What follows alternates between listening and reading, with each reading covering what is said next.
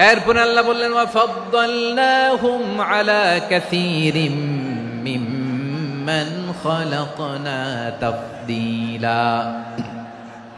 আমি যত প্রাণী সৃষ্টি করেছি সকল প্রাণীর মধ্যে মানুষের মর্যাদা শ্রেষ্ঠত্ব আমি দিয়েছি। সুবহানাল্লাহ পড়েন। তাহলে এক নম্বরে আল্লাহ বললেন আমি বনি আদমের মর্যাদা বাড়ালাম।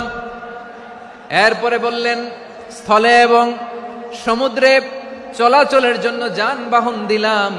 3 নম্বরে আল্লাহ বললেন পবিত্র রিজিকের ব্যবস্থা করে দিলাম।